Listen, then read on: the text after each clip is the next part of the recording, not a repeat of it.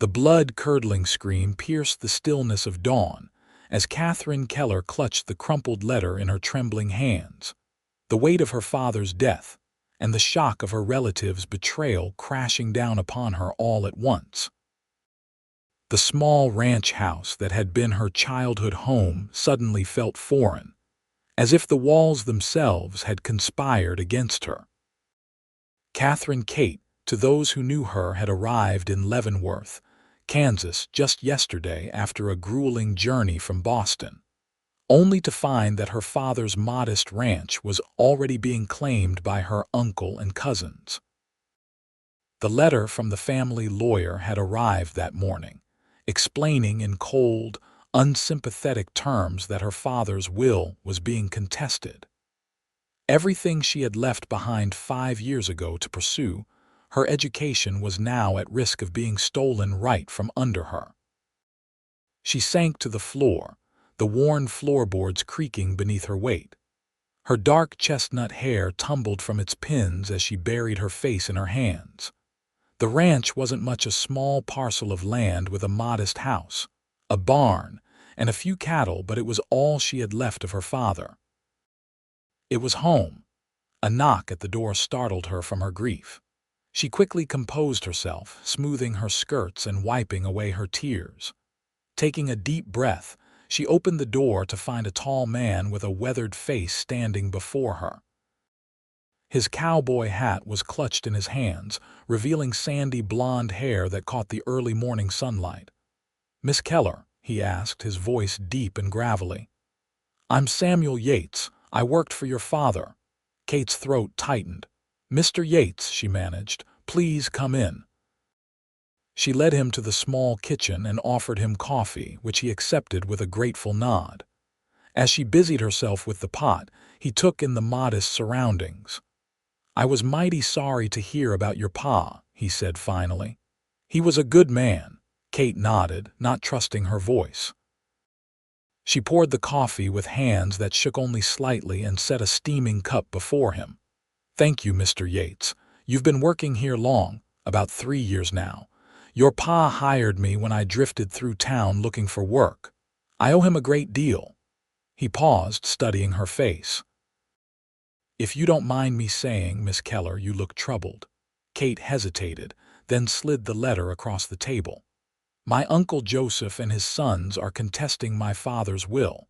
They claim that as his only brother, Uncle Joseph has more right to the property than I do."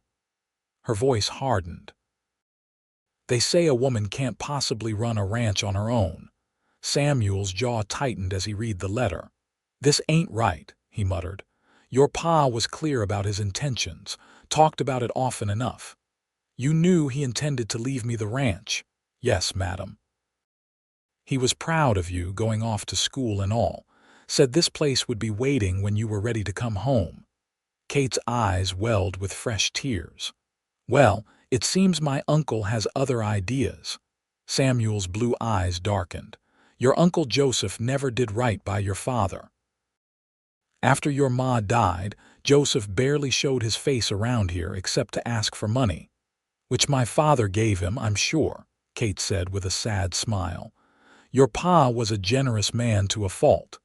Samuel took a long sip of his coffee. "So what will you do now, Miss Keller?" Kate straightened her shoulders. "I don't know. I have no idea how to fight this." Samuel set his cup down with determination. "I do." He leaned forward. "Miss Keller, if you'll allow me, I'd like to help you. Your father was good to me when no one else would give me a chance. I know this ranch and I know the law in these parts." "Why would you help me?" Kate asked, suspicious despite her desperate situation.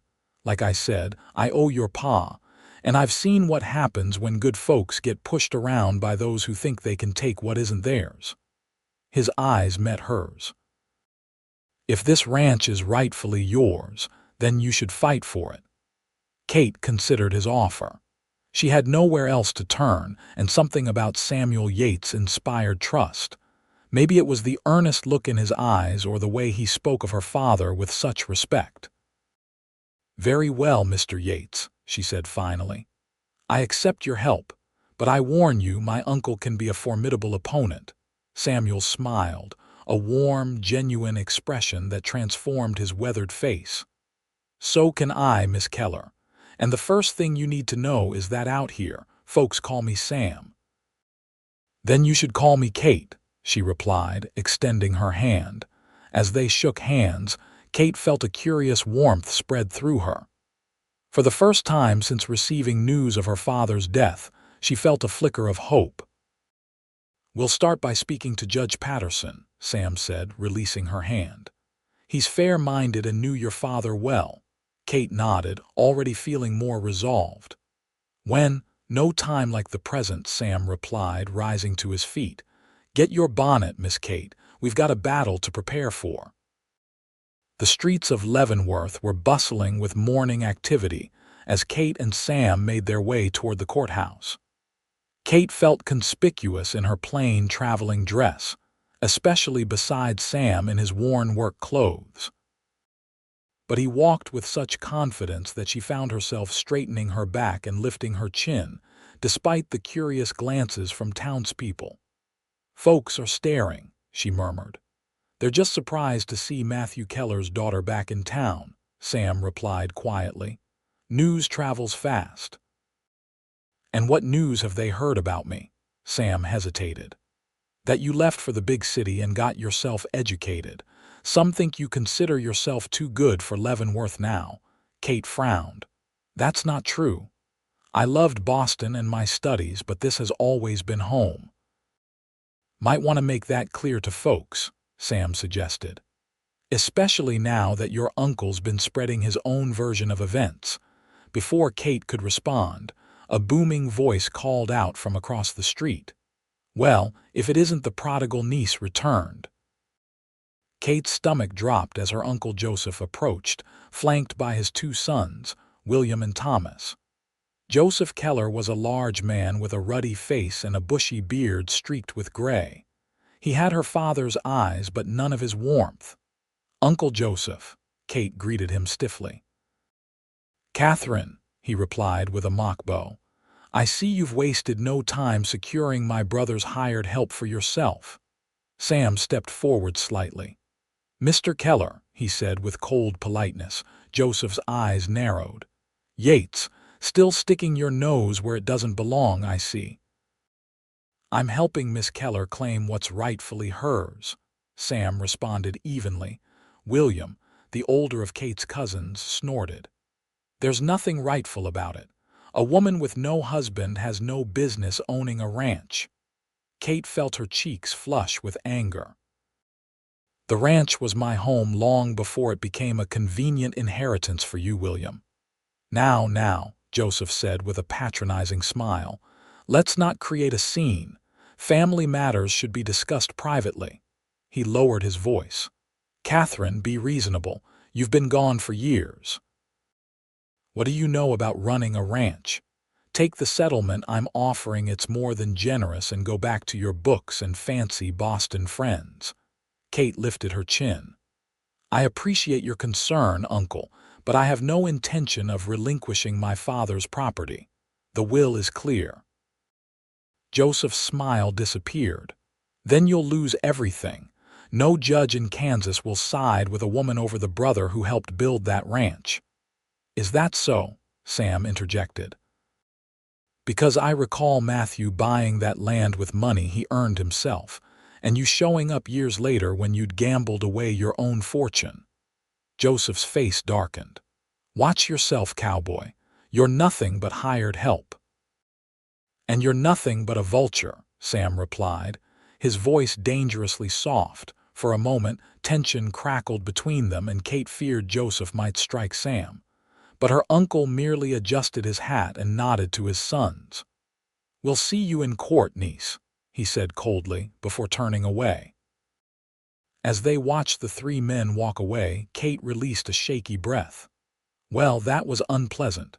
Your uncle's used to bullying folks to get his way," Sam said, his eyes still on Joseph's retreating back. "But he's picked the wrong fight this time." "I hope you're right," Kate murmured. "I truly do." The courthouse was a stately stone building in the center of town. Inside, the air was cooler and smelled of polish and paper. Judge Henry Patterson was a thin, elderly man with shrewd eyes behind wire-rimmed spectacles. He listened attentively as Kate explained her situation, occasionally glancing at Sam, who stood respectfully near the door. "I'm familiar with your father's will, Miss Keller," Judge Patterson said when she finished. "It was properly executed and witnessed. However, your uncle has raised some concerns." "What concerns could possibly invalidate my father's clear wishes?" Kate asked, struggling to keep her voice level. The judge sighed. "He claims your father was not of sound mind when he made his will, that he was influenced unduly." He glanced at Sam again. "Possibly by Mr. Yates here." Sam stepped forward. "That's absurd, Your Honor. Matthew Keller made that will 2 years ago when he was as sound of mind as anyone in this town." "I understand, Mr. Yates," the judge replied, "but these are serious allegations that must be addressed in court." "The hearing is set for 2 weeks from today." "2 weeks!" Kate exclaimed. "But that's the soonest I can arrange it," Judge Patterson interrupted firmly. "In the meantime, Miss Keller, I advise you to gather any evidence that might support your claim. Witnesses who can attest to your father's mental faculties, perhaps, or documents showing his intentions." Kate nodded, though her heart sank. 2 weeks seemed both too long to wait and too short to prepare. As they left the courthouse, the full weight of the challenge ahead settled on Kate's shoulders. "How am I supposed to prove my father was of sound mind?" she asked Sam as they walked back toward the ranch. "We'll find witnesses," Sam replied confidently. "Doc Martin visited your pa regular like for his rheumatism, and Reverend Thomas took communion to him just last month. But will they speak against my uncle? He's influential in town." Sam's expression hardened. "Some folks might be scared of Joseph, but others respected your father too much to let his wishes be trampled. We'll find them," he paused, "and there's something else we should do." "What's that?" "Show folks you're serious about running the ranch. Your uncle's counting on the town, thinking you're just a city girl playing at being a rancher," Kate bristled. "I grew up on that ranch. I may have been away, but I haven't forgotten everything." Sam grinned. "Then let's remind everyone of that fact. Starting tomorrow, we work the ranch same as always. You'll need to learn what's changed since you left, but I reckon you'll pick it up quick enough." Kate found herself smiling back, despite her worries. "You're right. If I'm going to fight for this place, I need to show I'm capable of running it." As they approached the ranch, Kate's eyes were drawn to the small herd of cattle grazing in the distance, the weathered barn, and the modest house that held so many memories. This was worth fighting for, not just for the property itself, but for what it represented. Her father's legacy. Her home. "Thank you, Sam," she said quietly, "for believing in me." He tipped his hat, a gesture both courtly and casual. "Your pa believed in you, that's good enough for me." He turned to go. "I'll be back at dawn, we've got work to do." As Kate watched him stride toward the small cabin where the ranch hands lived, she felt a strange mix of trepidation and determination. 2 weeks to prove she deserved her inheritance. 2 weeks to show Leavenworth and herself that Katherine Keller belonged on this land. True to his word, Sam arrived at dawn the next morning. Kate was already awake, dressed in the most practical clothes she could find, a simple skirt and blouse that had belonged to her mother. She'd pinned her hair back severely and was in the kitchen making coffee when he knocked. "You're ready early," he observed with approval. "Couldn't sleep," she admitted, pouring him a cup. "Too much on my mind." Sam accepted the coffee gratefully. "We'll start with a tour of the place, see what's changed since you left." The morning was spent walking the boundaries of the property. Kate was surprised at how much she remembered and how much had stayed the same. The creek where she used to play still bubbled merrily along the southern edge. The old oak where her father had built her a swing still stood strong. But there were changes too. New fencing along the western border, an expanded chicken coop, crops growing in fields that had once been fallow. Pa was busy these last few years, she remarked as they paused atop a small hill overlooking the ranch. He worked hard, Sam agreed. Said he wanted to leave you something to be proud of. Kate felt a lump in her throat. I was always proud of him. Sam nodded, understanding in his eyes. He knew that. They continued their tour, with Sam explaining the day-to-day operations of the ranch. Kate absorbed everything, asking questions and occasionally surprising him with her knowledge. You remember more than I expected, he admitted as they checked on the cattle. I helped my father from the time I could walk, Kate replied, gently patting a calf's flank. This was my life for 15 years before I left for school. As the sun climbed higher, they were joined by the ranch's two other hands, Hank Miller, an older man with a perpetual squint, and Jose Ramirez, a skilled roper not much older than Kate herself. Both men were clearly loyal to Sam and by extension to Kate as her father's rightful heir. Miss Keller, Hank greeted her with a tip of his hat. Good to have you home, Mr. Miller, Mr. Ramirez. Kate smiled at both men. I appreciate your staying on during this transition. Jose grinned. Your father was good to us, señorita. We wouldn't leave his ranch to those coyotes.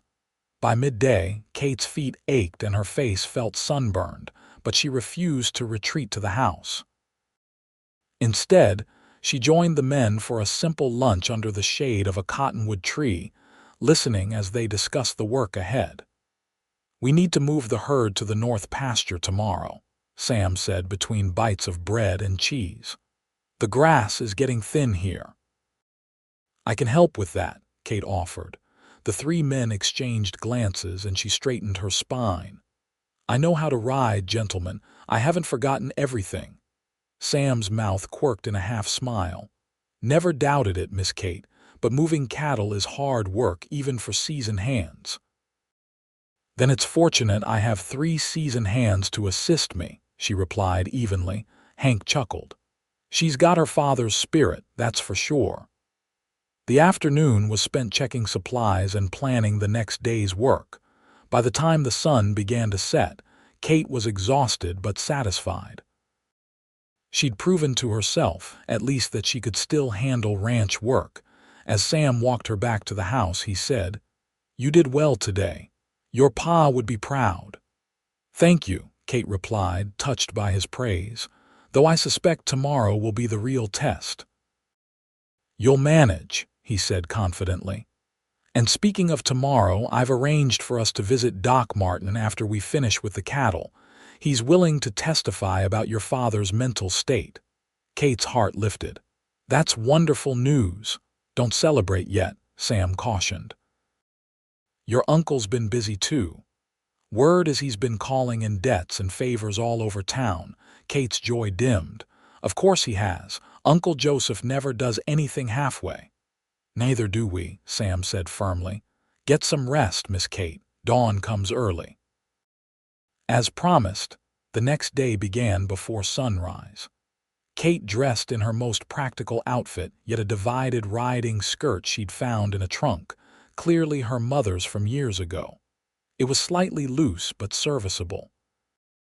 She braided her hair tightly and donned a wide-brimmed hat to shield her face from the sun.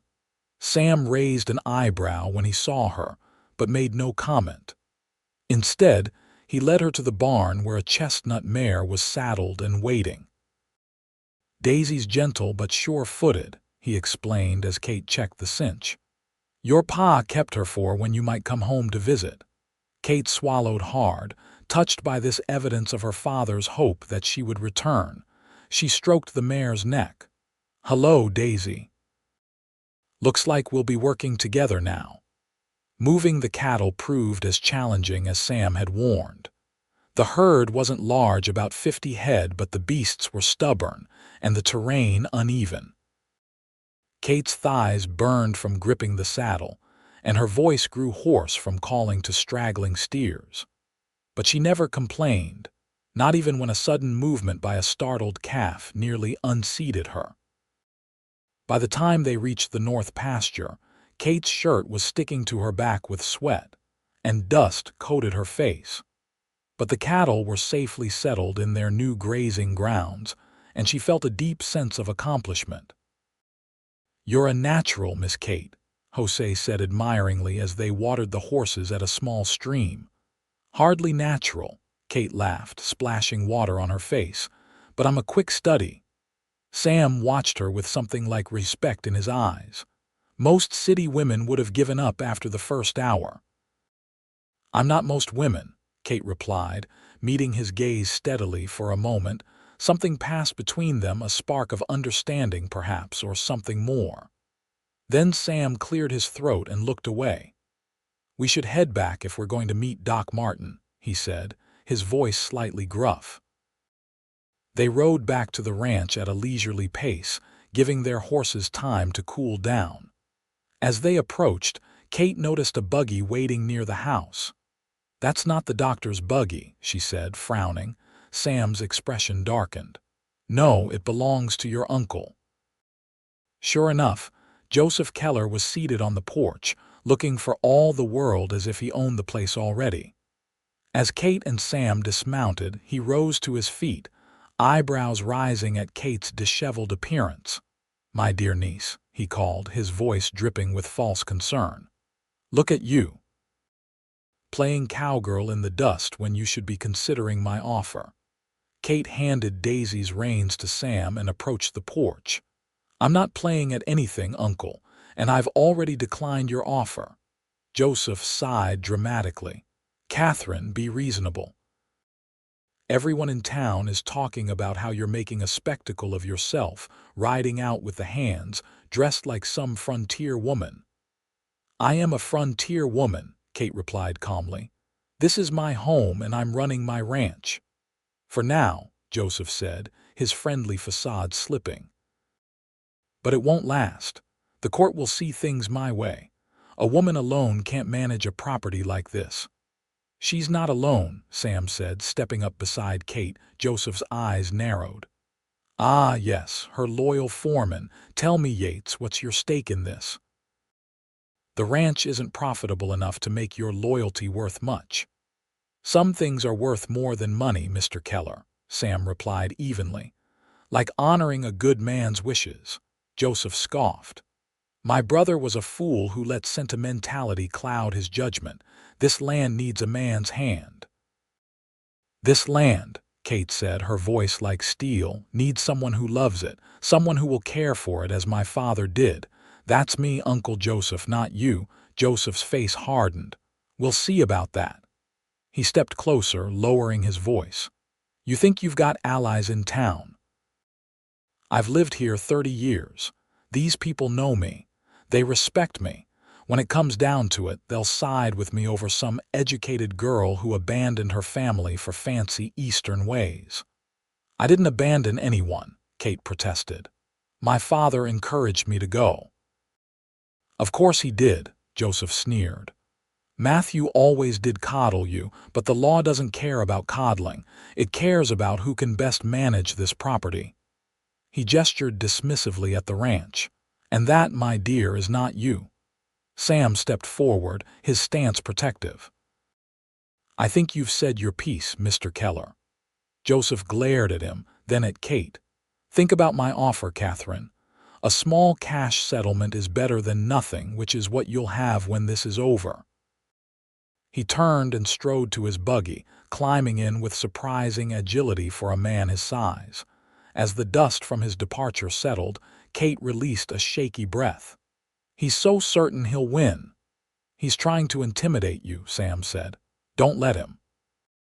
Kate nodded, though doubt had crept into her mind.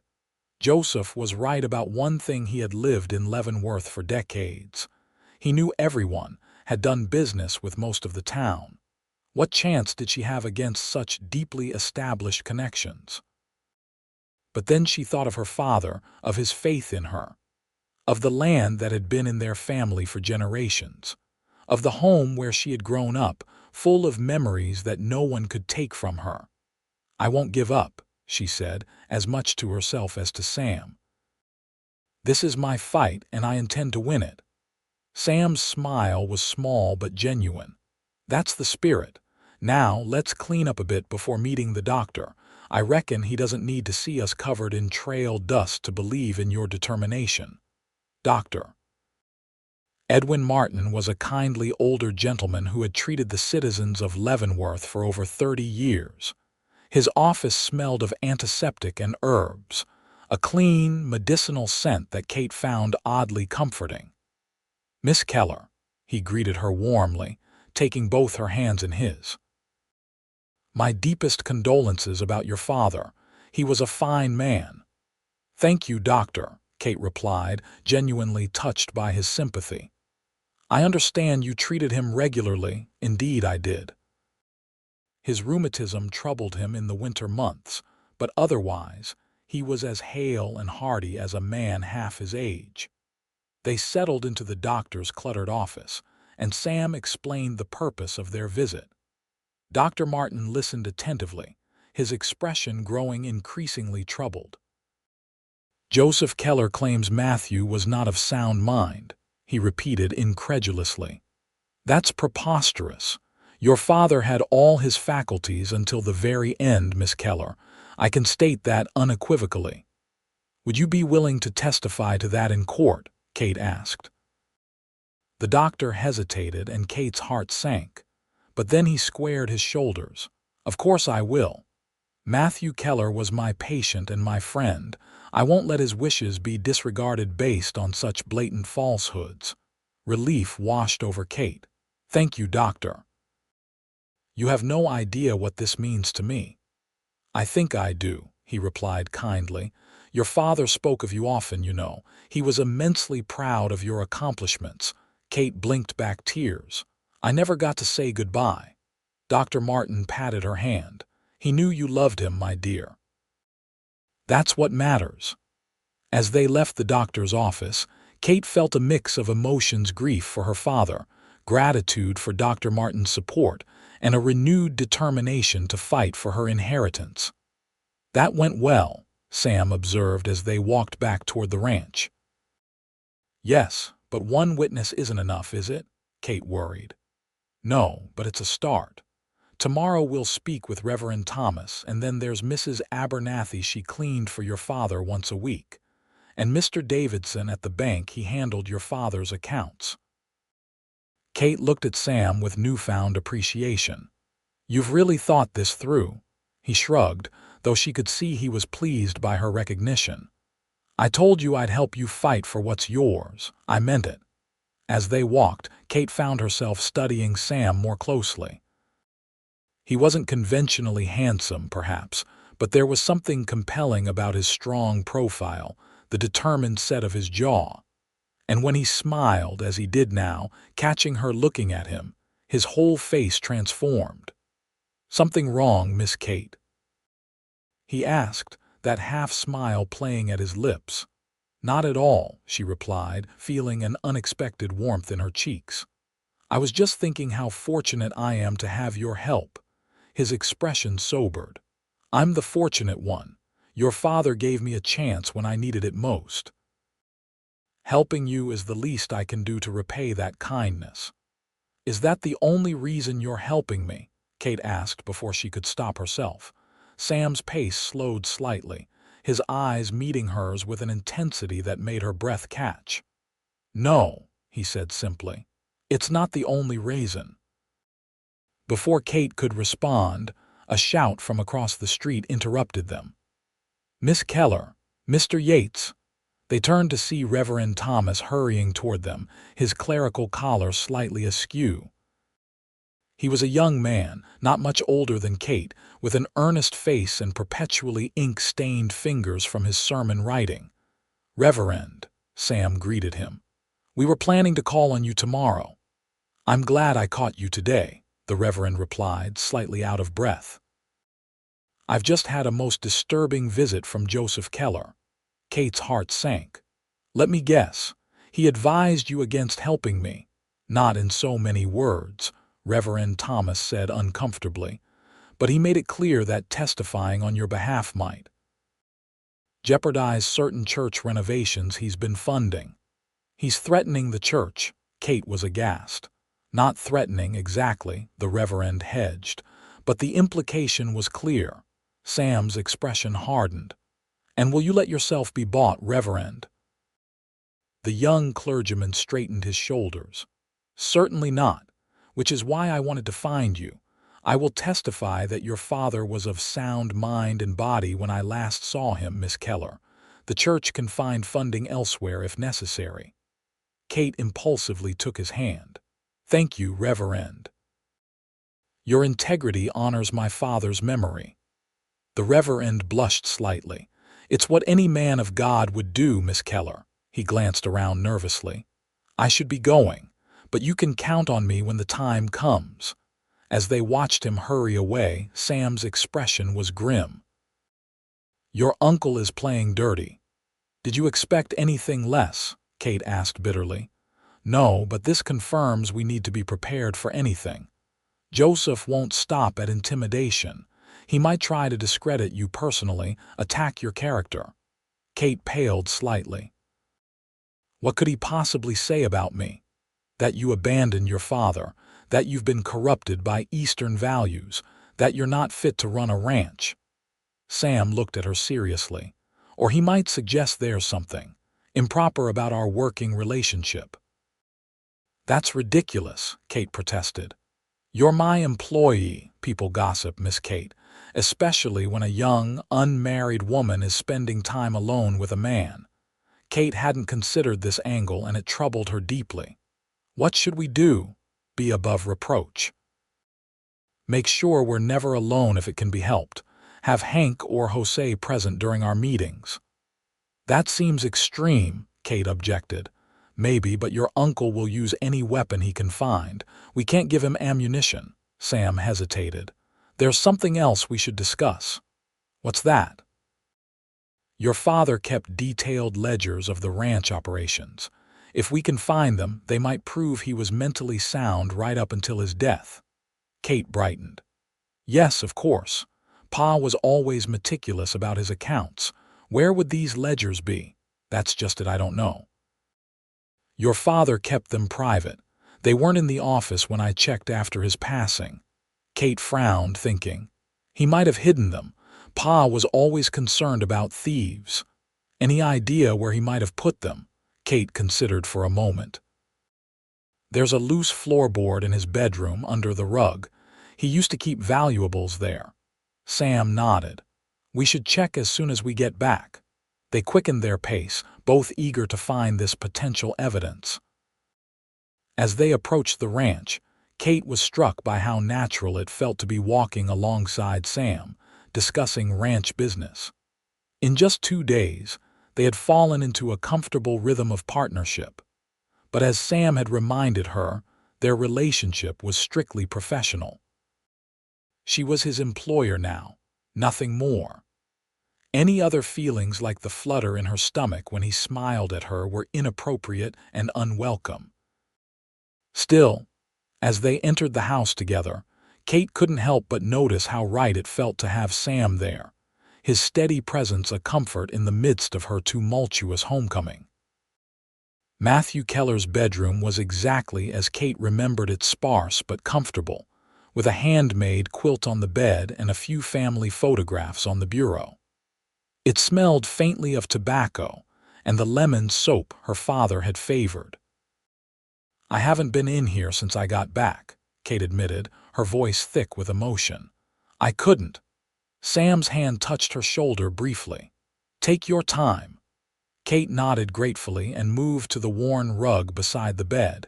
She rolled it back to reveal the wooden floorboards beneath. It's this one, she said, pointing to a plank that was slightly shorter than the others. Sam knelt and carefully lifted the board. Beneath was a small cavity containing a metal box. He lifted it out and handed it to Kate. It's locked, she observed. The key. She thought for a moment, then crossed to her father's bedside table. She opened the drawer and felt along the underside until her fingers found a small key taped in place. He always said the best hiding place is the one in plain sight. With trembling hands, she unlocked the box. Inside were several items: a pocket watch that had belonged to her grandfather, a faded photograph of her mother, a small velvet pouch, and beneath these treasures a stack of leather-bound ledgers. Kate lifted them out reverently. "These are them." Sam peered over her shoulder as she opened the most recent book. The neat columns of figures and precisely dated entries continued right up until 3 days before Matthew Keller's death. "This is perfect," Sam breathed. "No man whose mind was failing could keep records this detailed." Kate traced her father's handwriting with her fingertip. He even noted when the first calf was born this spring. Sam pointed to another entry. "And here he recorded paying me my wages the week before he died. Even noted the conversation we had about fixing the south fence." Kate's eyes filled with tears of relief. This proves he was of sound mind. Uncle Joseph can't argue with father's own handwriting. "No, he can't," Sam agreed. "These ledgers, combined with Dr. Martin's testimony and Reverend Thomas's support, should be enough to convince Judge Patterson." Kate closed the ledger carefully and replaced it in the box, along with the other items. "We should keep these safe until the hearing." "Agreed. Your uncle might try to get his hands on them if he learns they exist." Kate hesitated, then removed the small velvet pouch before returning the box to its hiding place. She opened it and tipped the contents into her palm, a delicate gold ring with a small pearl. "My mother's engagement ring," she explained to Sam. "I'd forgotten father kept it here." "It's beautiful," Sam said softly. Kate nodded, slipping it onto her finger. It was slightly loose but felt right somehow. "I'll keep it with me, for luck." They carefully replaced the floorboard and the rug, then left the bedroom. In the hallway, Kate turned to Sam, sudden inspiration striking her. "Sam, we should invite people to the ranch. Show them I'm serious about staying, about running this place." Sam considered this. "A gathering that could work. Let folks see you in your element." "Exactly. We could have a small party, nothing elaborate, just some food and drinks. Invite the townspeople who knew my father. It would counter your uncle's narrative that you're just a city girl who doesn't belong here," Sam agreed, warming to the idea. "And it would give people a chance to see the ranch is in good hands." "Can we arrange it quickly? Before the hearing?" Sam nodded. "I don't see why not. This weekend, perhaps. That gives us 3 days to prepare." "Perfect," Kate said, feeling more hopeful than she had since arriving in Leavenworth.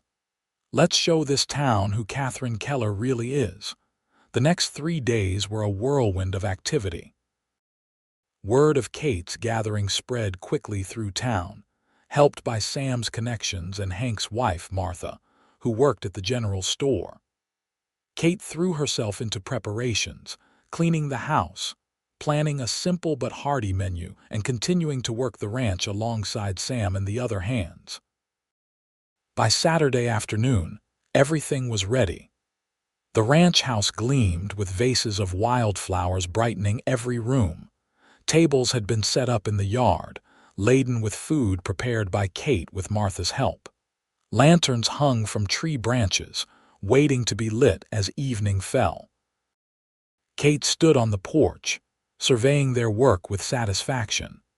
She had chosen to wear a simple but becoming blue dress, formal enough to show respect for her guests, but practical enough to mark her as a woman of the land, not a city transplant.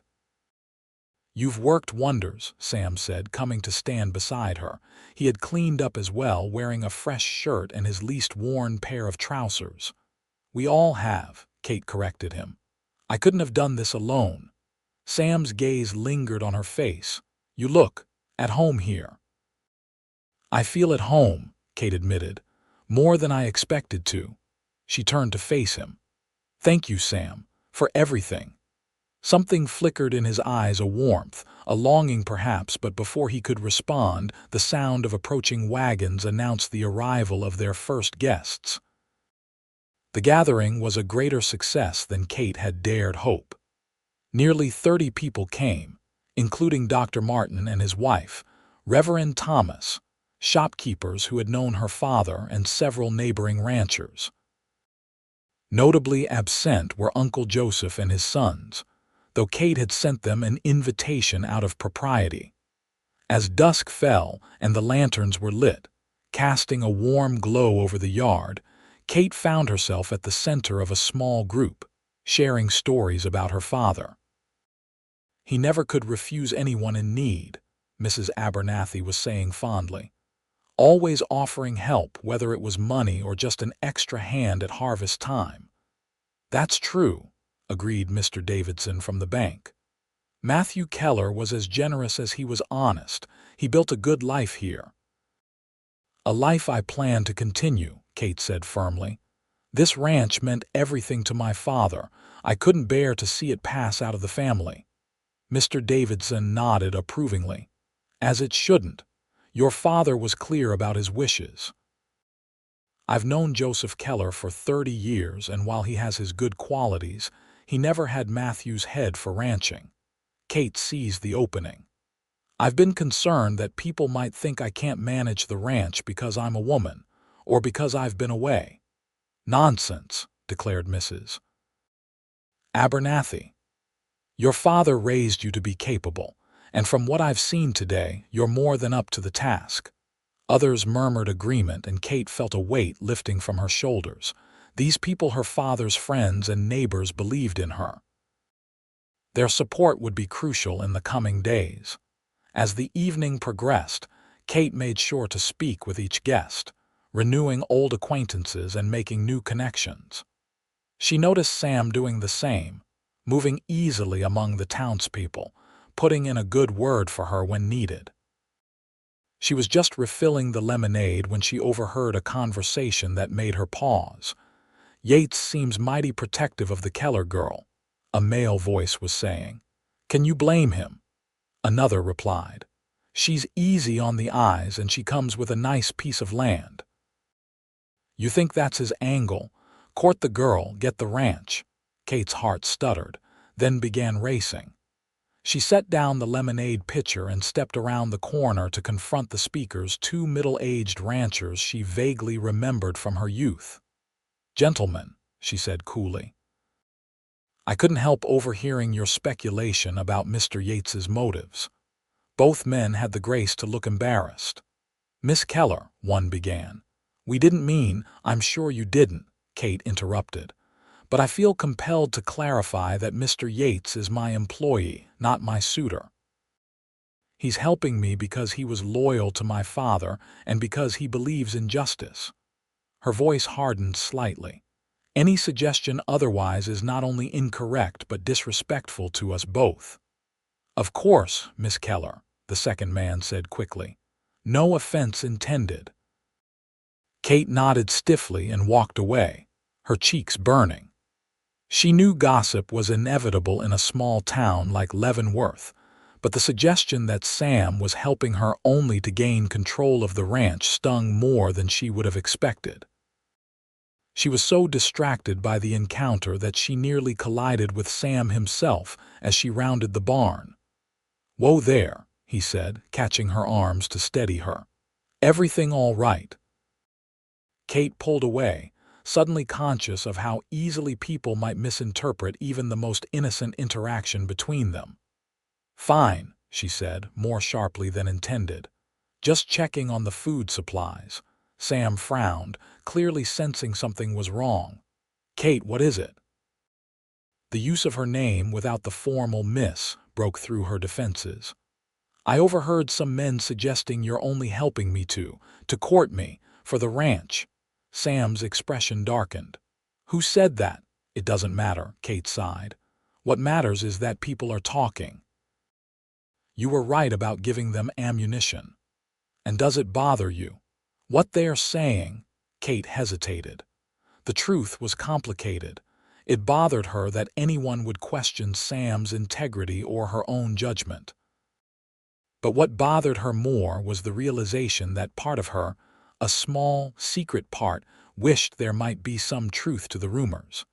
That Sam might see her as more than just his employer or his late employer's daughter. "I don't like anyone questioning your motives," she said finally. "You've been nothing but honorable." Sam studied her face in the lantern light. "Kate," he said softly, "I need you to know something. I'm not helping you for any reason except that it's the right thing to do. Your father was good to me and you deserve his ranch, that's all." Kate nodded, ignoring the pang of disappointment his words caused. "I know that, and I'm grateful." "Good," Sam said, though something in his expression suggested he wanted to say more. "Now, shall we rejoin our guests? I believe Mrs. Abernathy is about to serve her famous apple pie." Kate forced a smile and allowed him to escort her back to the gathering, careful to maintain a proper distance between them. The remainder of the evening passed pleasantly enough, but Kate was relieved when the last guests departed, and she could retreat to the solitude of the house. As she prepared for bed, she found herself reflecting on the evening. It had been a success in terms of garnering support for her cause.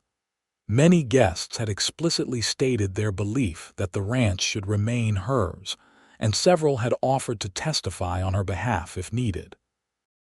But the conversation she'd overheard and her subsequent interaction with Sam had left her unsettled. Was she developing feelings for the taciturn cowboy?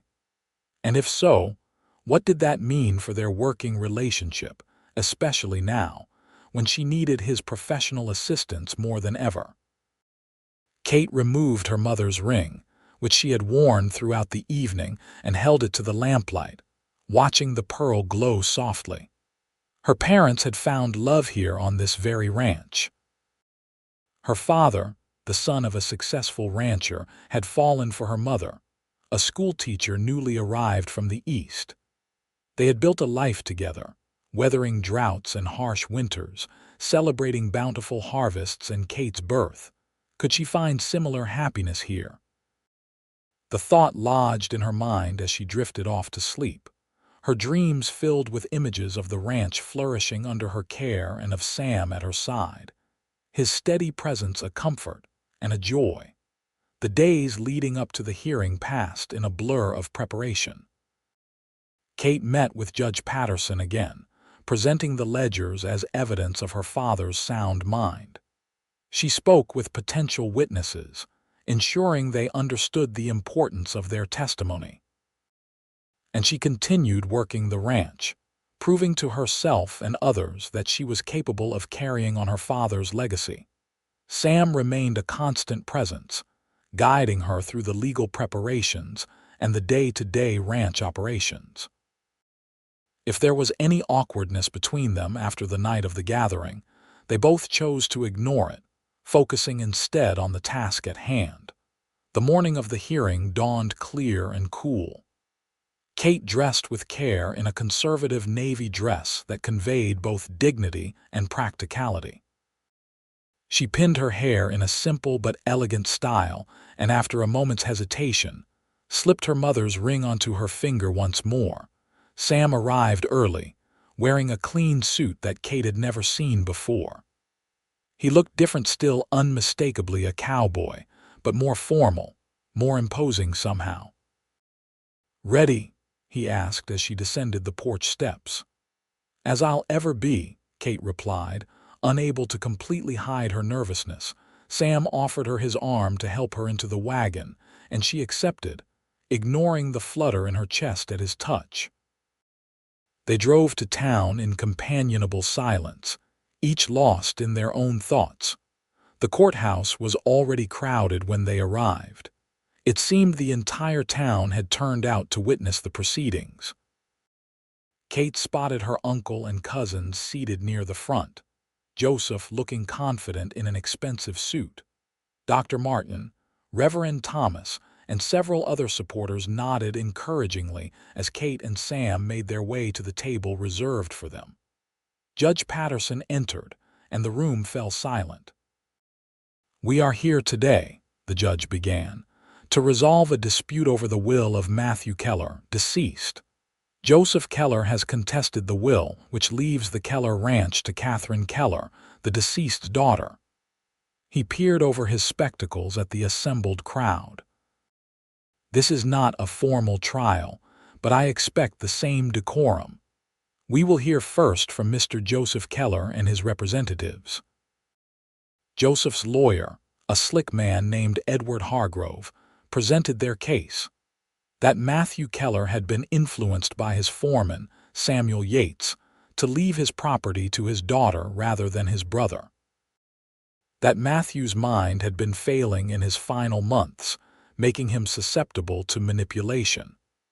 That a woman alone could not possibly manage a working ranch. As Kate listened to these false claims, her hands clenched in her lap. Sam placed a steadying hand on her arm, a brief touch that nonetheless gave her strength. When it was their turn, Kate spoke first, her voice clear and unwavering. She described her childhood on the ranch, her father's encouragement of her education, and his clear intention that she should inherit the property. "My father believed women were capable of anything, Your Honor," she concluded. "He taught me to ride, to rope, to manage accounts. Everything I needed to know to run this ranch. He didn't send me east because he didn't want me here, but because he wanted me to have every advantage in life." Judge Patterson nodded. "Thank you, Miss Keller. Do you have any evidence to refute Mr. Keller's claims about your father's mental state?" Kate presented the ledgers, explaining how her father had maintained them until days before his death. "As you can see, Your Honor, his handwriting is clear, his calculations accurate. These are not the records of a man whose mind was failing." Dr. Martin testified next, followed by Reverend Thomas and several other witnesses, all attesting to Matthew Keller's sound mind and explicit wishes regarding his daughter's inheritance. Mr. Davidson's testimony was particularly damaging to Joseph's case. "Matthew Keller specifically discussed his will with me last year," the banker stated firmly. "He said, and I quote, 'Joseph has no love for this land. He'd sell it in a heartbeat. Kate will nurture it just as I have.' He was absolutely clear in his intentions, Your Honor." Joseph's face darkened as witness after witness supported Kate's claim. When Sam took the stand, Joseph's lawyer tried to paint him as manipulative, suggesting he had designs on the property himself. "Mr. Yates," Hargrove said silkily, "isn't it true that you stand to benefit if Miss Keller retains ownership of the ranch?" Sam met the lawyer's gaze steadily. "I benefit by keeping my job, yes, but I'd find work elsewhere if needed. I'm helping Miss Keller because it's what her father wanted and because it's right. And you expect us to believe you have no personal interest in Miss Keller herself." A murmur ran through the courthouse. Kate felt her cheeks flush, but Sam remained unruffled. "My feelings for Miss Keller are not relevant to these proceedings," he said evenly. "What is relevant is that Matthew Keller wanted his daughter to have his ranch, and Joseph Keller is trying to steal it from her." Hargrove bristled. "That's a serious accusation, Mr. Yates." "It's the truth," Sam replied simply.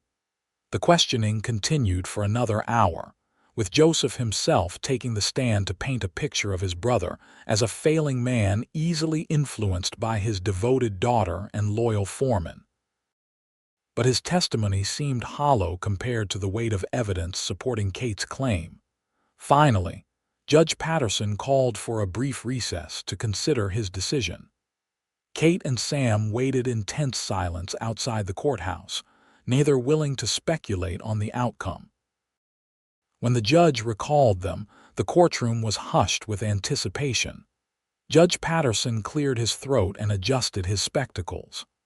"I have reviewed the evidence presented by both parties," he began, "and I have come to a decision. The will of Matthew Keller, leaving his ranch and all associated property to his daughter, Katherine Keller, is valid and shall be upheld. A cheer erupted from Kate's supporters. She sat stunned for a moment, hardly daring to believe it was over. Sam squeezed her hand briefly, his face alight with satisfaction. Judge Patterson raised his hand for quiet. Furthermore, I find no evidence whatsoever that Matthew Keller was of anything but sound mind when he made his will. The suggestion that he was manipulated is without merit and, frankly, disrespectful to his memory. He looked directly at Joseph Keller. This court advises Mr. Joseph Keller to accept his brother's wishes with grace and to cease any further attempts to contest the will. Joseph's face was mottled with anger. He stood abruptly, ignoring his lawyer's restraining hand, and pointed at Kate. "This isn't over, Katherine. That ranch should be mine, and one way or another I'll have it." "Mr. Keller," Judge Patterson said sharply, "I would caution you against making threats in my courtroom." Joseph glared at the judge, then at Kate and Sam, before storming out, his sons trailing behind him. As the courthouse emptied, friends and supporters surrounded Kate, offering congratulations. She accepted their good wishes gratefully, but her eyes sought Sam. He stood slightly apart, watching her with a mixture of pride and something else, something that made her heart race. When they finally made their way back to the wagon, Kate felt lightheaded with relief and joy. "We did it," she said, still hardly believing it. "The ranch is mine." "It was always yours," Sam replied. "Now everyone knows it." As they drove back to the ranch, Kate found herself studying Sam's profile. He had fought for her, stood by her without hesitation. And though he had deflected questions about his personal feelings in the courtroom, she couldn't help wondering if there might be something more between them than employer and employee. The sun was setting as they approached the ranch, bathing everything in golden light. It was a beautiful sight, her land, her home, secured at last. But as they neared the house, Sam suddenly pulled the wagon to a halt. "Sam, what is it?" His face was grim. "Smoke." Kate followed his gaze and felt her blood run cold. Smoke was indeed rising from the direction of the barn, too much smoke for a controlled fire. "Hurry," she urged, and Sam whipped the horses into a gallop. They arrived to find the barn fully engulfed in flames. Hank and Jose were already there, frantically working to control the blaze and save the livestock. Sam leaped from the wagon before it had fully stopped, shouting orders as he ran toward the inferno. Kate was right behind him, gathering buckets and organizing a water line from the well. For nearly 2 hours they fought the fire, their faces blackened with soot, their clothes sodden with sweat and water. By the time they finally extinguished the last flames, night had fallen completely. The barn was a charred ruin. Miraculously, they had managed to save all the horses and most of the equipment, but the structure itself was destroyed. "How did it start?" Kate asked, her voice hoarse from smoke and shouting. Hank spat on the ground. "Wasn't no accident, Miss Kate. Someone said it deliberate like." "Joseph," Sam said, his voice hard with certainty. "He threatened you in the courthouse." Kate stared at the smoldering remains of her barn, anger and disbelief warring within her. "Would he really go this far? He wants the ranch," Sam replied grimly. "And men like Joseph don't take defeat well." Kate squared her shoulders. "Well, he won't get what he wants. We'll rebuild stronger than before." Sam looked at her with admiration. "You're something else, Kate Keller." Despite her exhaustion and the disaster before her, Kate felt a warmth spread through her at his words. "We're something else," she corrected him. "I couldn't have done any of this without you." They stood there a moment, gazes locked, until Hank cleared his throat awkwardly. "We should check the rest of the property," he suggested. "Make sure nothing else was touched." The suggestion broke the moment, and they all sprang into action, checking the house, the corrals, and the other outbuildings. Everything else appeared untouched, which was small comfort given the destruction of the barn. By the time they finished, it was well past midnight. Hank and Jose retired to their cabin, promising to begin salvage operations at first light. Kate and Sam stood alone before the house, both filthy and exhausted. "You should get some rest," Sam said gently. "Tomorrow will be a long day." Kate nodded, too tired to argue. But as Sam turned to leave, she caught his arm. "Wait, I don't want to be alone tonight, not after everything that's happened." Sam's expression was unreadable in the darkness. "Kate, I don't think, please," she interrupted. "Just stay in the house. You can use the spare room." After a moment's hesitation, Sam nodded. "All right, but just for tonight." They entered the house together, moving quietly through the familiar rooms. Kate found clean towels and a spare set of her father's clothes for Sam, then retreated to her own room to wash away the soot and smoke. Later, freshly bathed and dressed in a nightgown and robe, she knocked softly on the spare room door. Sam opened it, looking strange and somehow vulnerable in her father's old shirt and trousers.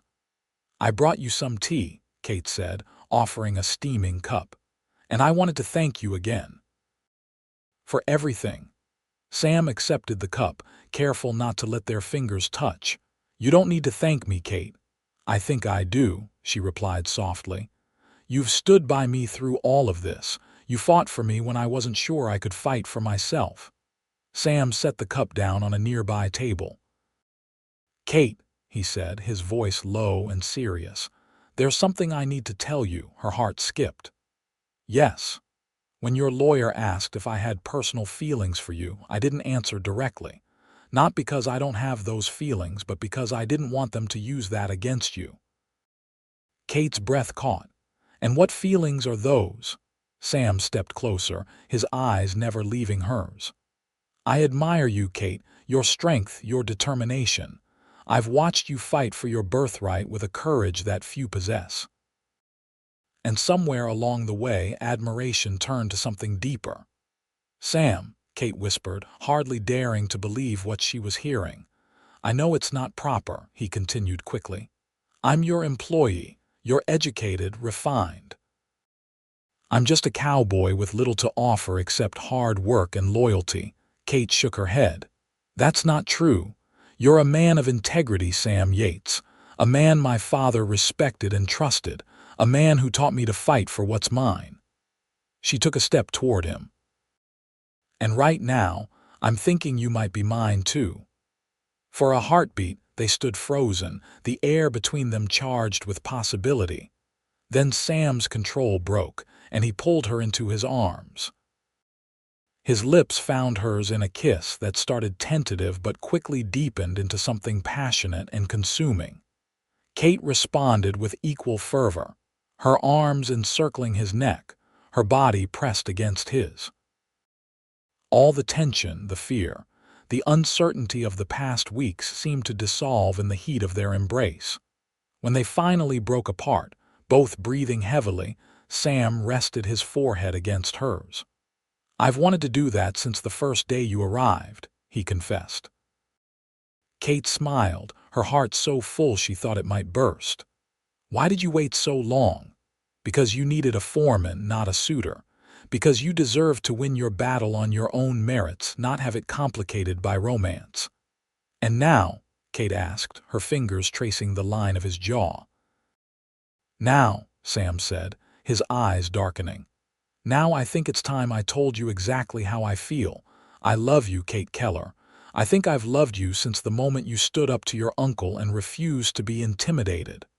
Joy flooded through Kate, bright and overwhelming. "I love you too, Sam Yates. My champion, my cowboy." Their lips met again, more gently this time, a promise rather than a demand. When they parted, Sam brushed a strand of hair from her face with tender fingers. "We should get some rest," he said reluctantly. "Tomorrow will still bring challenges." Kate nodded, though she was loath to leave his embrace. "You're right. Joseph won't stop with the barn. We need to be prepared." "We will be," Sam assured her. "Together we can handle whatever comes next." Kate kissed him once more, briefly but with feeling, then stepped back. "Good night, Sam." "Good night, Kate," he replied, his eyes following her as she moved toward the door. "Sweet dreams." Despite the day's turmoil, Kate did indeed sleep well that night, her dreams filled not with fire and conflict but with hope and possibility. She awoke at dawn, refreshed and determined to face the new day's challenges. Sam was already in the kitchen when she came downstairs, brewing coffee and making plans with Hank and Jose. He glanced up as she entered, his eyes warming at the sight of her, though he maintained a professional demeanor in front of the other men. "Morning, Miss Kate," he greeted her. "We've been discussing the barn. If we start today, we can have a temporary structure up by the end of the week." Kate nodded, accepting the cup of coffee he handed her. "And the cost? We can salvage some materials from the old barn. For the rest, Mr. Davidson at the bank says he'll extend credit based on this season's cattle sales." "That's a relief," Kate said. "I want to press charges against my uncle, but I don't have proof he set the fire." "I rode into town at first light," Jose spoke up. "Sheriff's looking into it, but says the same thing, need proof." Kate sighed. "Then we focus on rebuilding. I won't let Joseph win by wearing us down." The men nodded approvingly, and they spent the morning clearing debris and salvaging what they could from the burned barn. By midday, a plan was in place for the new structure, and Hank had gone to town to arrange for lumber delivery. Kate was checking on the horses in the makeshift corral they had constructed when Sam found her. He glanced around to ensure they were alone, then pulled her into a quick embrace. "You're amazing," he murmured against her hair. "Most people would be crushed after yesterday, but here you are, already rebuilding." Kate leaned into his strength, allowing herself a moment of vulnerability. "I'm scared, Sam. What if he tries something worse next time?" "We'll be ready," Sam promised. "I've asked some friends to keep an eye on the ranch at night, and I've spoken with the sheriff about increasing patrols." Kate nodded against his chest, then pulled back to look at him. "What happens now? With us, I mean." Sam's expression grew serious. "That depends on what you want, Kate." "I meant what I said last night. I love you, but I understand if you need time or if you're worried about what people might say." Kate considered his words. There would be talk, certainly.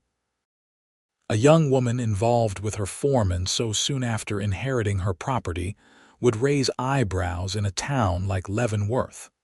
But hadn't she already proven she could stand up to disapproval? "I know what I want," she said firmly. "I want you, Sam Yates. I want to rebuild this ranch together. I want a future where we're partners in every sense of the word." Sam's face lit up with joy. "Are you saying what I think you're saying?" Kate smiled, feeling suddenly shy despite her bold words. "If you're asking, the answer is yes." Sam swept her into his arms, spinning her around in the dusty yard. "Katherine Keller," he said when he set her down, "will you marry me?" "Yes," Kate replied without hesitation. "Yes, I will." Their engagement caused exactly the stir Kate had anticipated, but she found she cared little for town gossip. She and Sam had work to do, a barn to rebuild, a ranch to run, and a life to plan together. In the weeks that followed, they fell into a rhythm. Days were spent working side by side, rebuilding what Joseph had destroyed and making plans for the ranch's future. Nights were spent talking late into the evening, sharing dreams and memories, getting to know each other in ways they hadn't had time for during the inheritance battle. A month after the hearing, Sheriff Taylor finally had evidence. A ranch hand from a neighboring property had seen Joseph Keller near the Keller barn shortly before the fire started. Faced with the witness's testimony, Joseph confessed, claiming he had only meant to scare Kate, not cause serious damage. Judge Patterson was not sympathetic. Joseph was ordered to pay restitution for the destroyed barn and placed on probation for 2 years. Any further trouble, the judge warned, would result in a prison sentence. "It's over," Kate said to Sam as they rode home from Joseph's sentencing. "Really over this time." "Your father would be proud," Sam replied. "You fought for what was yours and you won." "We won," Kate corrected him, reaching over to squeeze his hand. Their wedding took place that autumn, a simple ceremony at the ranch they both loved. Kate wore her mother's dress and the pearl ring that had become her talisman. Sam stood tall and proud in a new suit, his face alight with happiness as he spoke his vows. Reverend Thomas officiated, Dr. Martin gave the bride away, and the entire town save for Joseph and his sons, who had moved away after the sentencing, turned out to celebrate with them. "Mrs. Yates," Sam murmured as they danced under the stars in the yard where they had once gathered supporters for Kate's cause. "How does it sound?" "Perfect," Kate replied, nestling closer in his arms. "Though you know I'll keep the Keller name for the ranch." "Keller Ranch," Sam agreed. "A legacy we'll build together." And build it they did. Over the years, Kate and Sam expanded the ranch, added modern improvements, and raised 3 children who grew up knowing the value of hard work and fighting for what was right. Joseph Keller never returned to Leavenworth, though Kate occasionally received news of him through mutual acquaintances. He had moved to Colorado, remarried, and seemed to have found some measure of peace. Kate, secure in her happiness, could find it in her heart to wish him well. On their 10th wedding anniversary, Sam surprised Kate with a special gift, a small journal he had kept during the time they fought to save her inheritance. In it, he had recorded not just the events but his growing feelings for her, his admiration, and eventually, his love. "You knew even then?" Kate asked, touched beyond words as she read his private thoughts. "I think I knew from the first day," Sam admitted. "When you read that lawyer's letter and instead of breaking down completely, you squared your shoulders and prepared to fight, I thought to myself, this woman is extraordinary." Kate kissed him, still feeling after all these years the same thrill she had felt during their first embrace. "We're both fighters," she said. "That's why we make such a good team." Sam pulled her close, his arms as strong and sure as they had been a decade ago. "The best team in Kansas," he agreed. "And the best decision I ever made was to help a stubborn, beautiful woman fight for what was hers." "And the best advice you ever gave me," Kate added, "was to fight for what's mine, because it led me not just to my ranch but to you."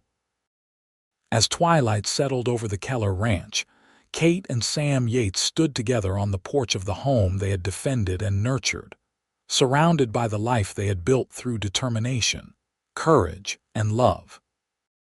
From a contested inheritance had grown a legacy that would endure for generations, to come a testament to what could be achieved when you fought for what was truly yours.